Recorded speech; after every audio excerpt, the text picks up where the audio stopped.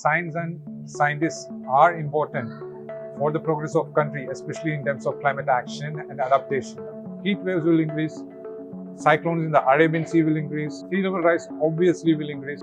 It is not an impossible task, it's a difficult task, but it's possible. We have the capacity to do that. Early warning for people in terms of health risk.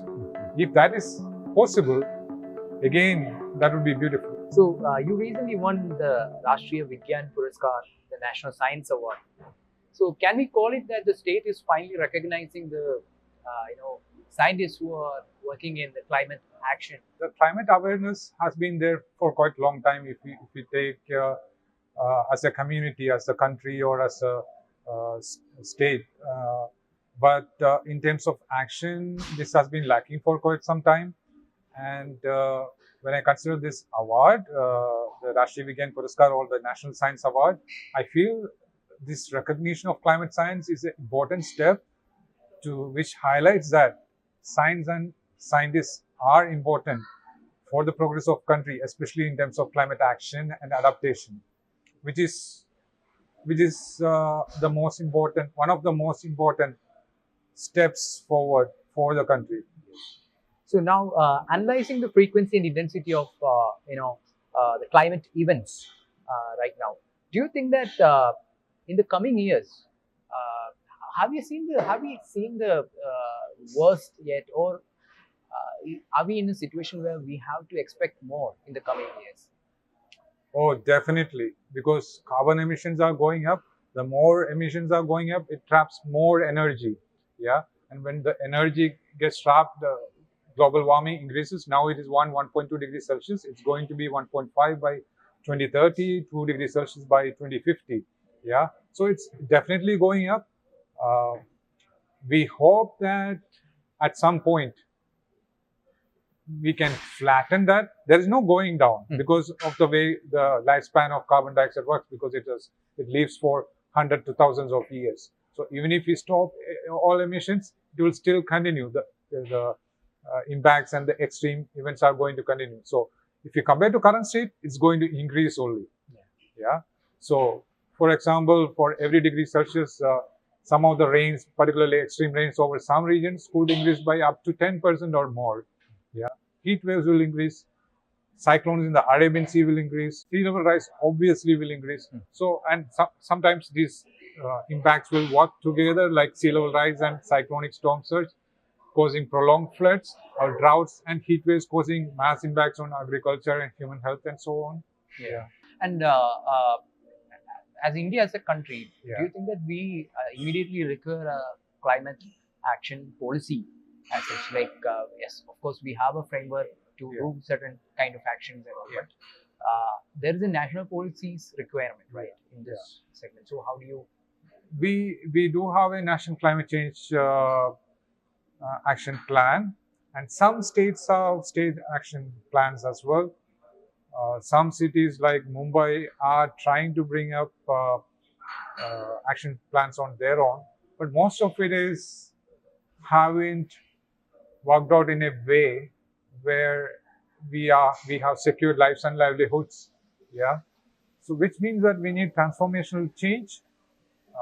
We have already taken some steps in terms of assessment and all. We already have data on which regions are hotspots for particular extreme weather events and all.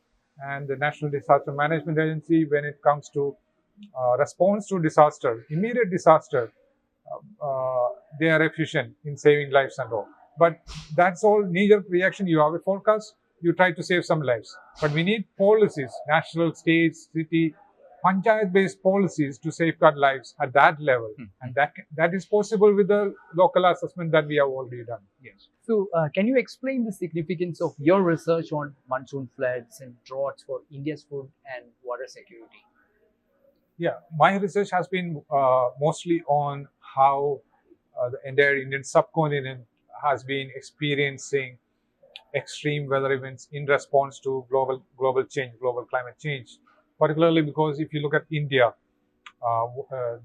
all three sides are surrounded by the waters: Indian Ocean, Arabian Sea, Bay of Bengal, and so on.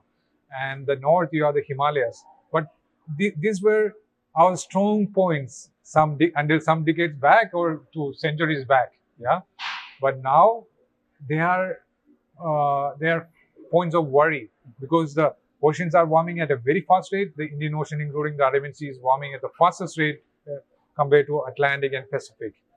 And the Himalayas glaciers are melting also fast. So this is turning out a lot of calamities and disasters. And in my institute, me and my colleagues are studying why this is happening, how this is happening, quantifying it. Kerala has seen a disastrous landslides recently. Uh, Other parts of country also we are seeing events like that. So my understanding is that landslide is something is not as easy. It's not something that is easy to predict.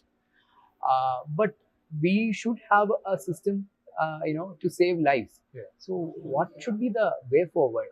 Well, most of the weather events are complex interactions, natural interactions. So it includes water, land, terrain, atmosphere, sometimes the ocean as well. So all these elements and or what we call earth system components are involved in this activity. And if we understand this, observe this, and we can prepare models to some extent that can predict even landslides also. Landslide forecast systems exist in other places in the globe, and it's not an impossible task. It's a difficult task, but it's possible. We have the capacity to do that. We have high performance computing. We have tools to observe and monitor these things. So what is preventing us from forecasting or preparing early warning systems at this level? So it is possible. It's difficult and complex, but it's possible. And can you tell me about the role of communities? Yeah. Communities play a large role, and this is what the Intergovernmental Panel on Climate Change also says, the IPCC. What says that along with governments, administration, private sector, institutions, scientists, and all, communities also should play important role. They have an important role. Most of these, particularly when it comes to disaster management, and even when it comes to observing or monitoring these events. Community can play a role, participatory role. So when we take the faith in them that, okay, they can also be part in terms of monitoring and, having a early warning system and also the disaster management part, they will actively participate. And there are so many examples from across Kerala, across the country, in terms of community participation, which have saved lives actually. And what advancements in climate modeling do you find promising for future predictions? Yeah, so there are multiple advancements. For example, I would say in my own institute, a high performance computing has been set up for last several years, which helps in, churning out the extremely complicated physics of the atmosphere, the ocean, and the earth system components, how the weather works out. Yeah.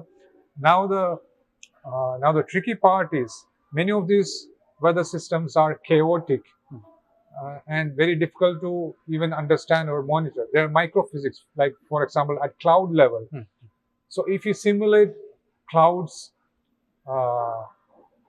if our grid size in these models are like 25 by 25 kilometer or 5 by 5 kilometer, even that 5 square kilometer, there will be multiple clouds of different properties. So we need to understand those different properties as well, so that we can simulate it better. So there are cloud missions in our institution where they go by plane and how with sensors and measure the cloud properties, right?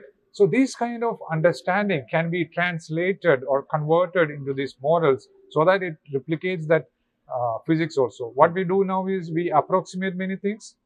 We call it parameterization, so that these clouds are represented in the models, so that you have almost accurate rainfall conditions and so on. Yeah. So a lot of these kind of progress is happening. But one of the major advancement that is happening across the globe and probably in India is in terms of artificial intelligence. Yeah, where particularly in terms of chaotic weather, which has a lot of uncertainty, which is dependent on multiple factors. Use AI to pick the data, but we need data for that. Okay, again, it comes to data. Because AI models do not work on the physics, they mostly work on the data. So they work on this data, they try to interpret it on their own, the multiple interactions, interconnections and all, and then predict or simulate the weather patterns. Yeah. So, and we are trying for a combination, hybrid varieties of conventional weather forecasting along with AI-based support as well. So, how important is this data accessibility? Like, what can governments, different governments, like central and the state governments, can do in terms of making the data available for the scientific community? You were saying an example of you attempted for the data from the Kerala government, but you didn't get a proper response from them. So I can understand, when people say they are not getting data. I'm in the government system itself, and still it is difficult for me to get some data. Not all data, some data perfectly available, but still interoperability is difficult. The government, India government has a data accessibility policy from February 2022, which mandates that all ministries or public institutions and so on should upload the data which is accessible to everyone. And they should have a data framework which is easy to access as well. But we are far from implementing that. If you read the data policy, it's beautiful. If we implement it, then again it would be beautiful.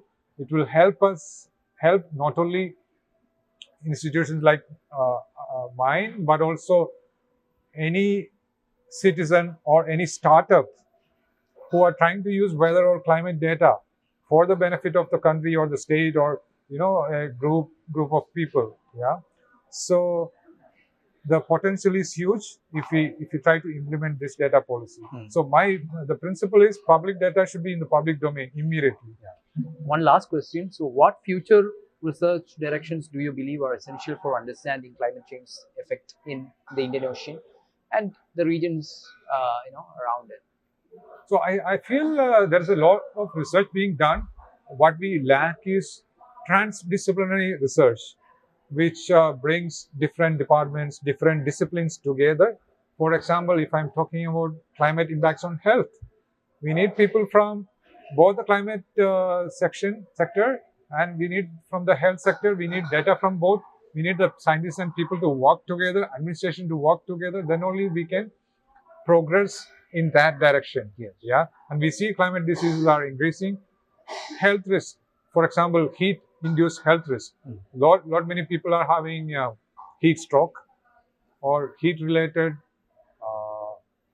even heart attacks can happen at extreme conditions. And I remember one of my colleagues lost his mother due to heat stroke-related heart attack, it seems. Recently, just the last heat wave time in North India. And some of these could potentially be preventable if we can predict this health risk in advance. Because now we have heat wave forecast. That is working to some extent excellent. And based on the region, based on the humidity, based on other conditions, socioeconomic conditions, we should be able to predict or give early warning for people in terms of health risk. If that is possible, again, that would be beautiful. And we have the capacity and potential to do that.